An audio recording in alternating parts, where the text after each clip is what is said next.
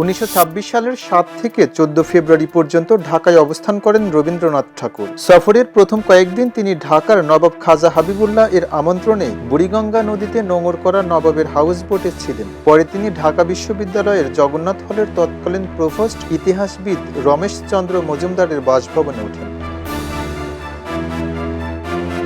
ঢাকা বিশ্ববিদ্যালয় তখন মাত্র 5 বছরের নবীন প্রতিষ্ঠান, কিন্তু কবিগুরুকে বরণ করতে ছিল ব্যতিক্রমী আয়োজন। বিশ্ববিদ্যালয়ের উদ্যোগে তাকে 3টি সংবর্ধনা দেওয়া হয়। 2টি অনুষ্ঠিত হয় কার্জন হলে, আরেকটি সলিমুল্লাহ মুসলিম হলে। এসব অনুষ্ঠানে শিক্ষক, শিক্ষার্থী, সাহিত্যিক ও শহরের বিশিষ্টজনেরা উপস্থিত ছিলেন।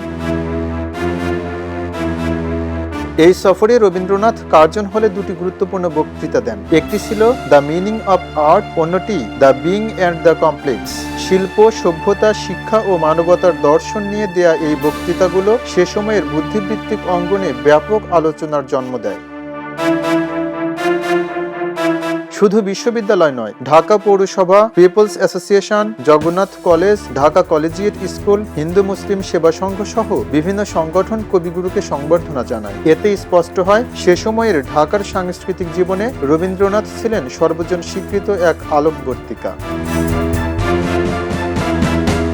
ঢাকায় অবস্থানকালে রবীন্দ্রনাথ শুধু বক্তৃতাই দেননি, সাহিত্যও সৃষ্টি করেছিলেন। জগন্নাথ হলের বার্ষিক পত্রিকা বসন্তিকার জন্য শিক্ষার্থীদের অনুরোধে তিনি লিখেছিলেন বিখ্যাত গান এই কথাটি মনে রেখো। আজও সেই পাণ্ডুলিপির স্মৃতি ঢাকা বিশ্ববিদ্যালয়ের ইতিহাসের অংশ।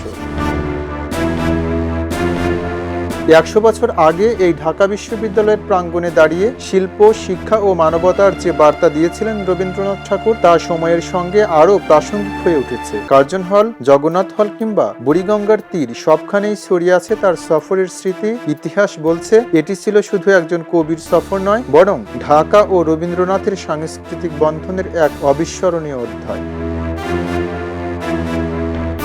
প্রথমবার 1898 সালে তিনি ঢাকায় এসেছিলেন বঙ্গীয় প্রাদেশিক সম্মেলনের 10ম অধিবেশনে যোগ দিতে। প্রথমবার তথা 1898 সালে রবীন্দ্রনাথকে ঢাকা আসা নিয়ে তেমন শোরগোল হয়নি। সেবার তিনি ঢাকায় ছিলেন 3 দিন। 30 মে থেকে 1 জুন অবধি এই 3 দিন তিনি বঙ্গীয় প্রাদেশিক সম্মেলনে উপস্থিত ছিলেন। 1 শতাব্দী পেরিয়ে গেলেও রবীন্দ্রনাথের ঢাকায় আগমনের শতবর্ষ তাই শুধু একটি স্মারক নয়, এটি ইতিহাস, সাহিত্য ও সাংস্কৃতিক এক অনন্য পুনর্পাঠ। এম রহমান, খবরের কাগজ, ঢাকা। খবরের কাগজ, নিখাদ, নির্ভীক, নিরপেক্ষ।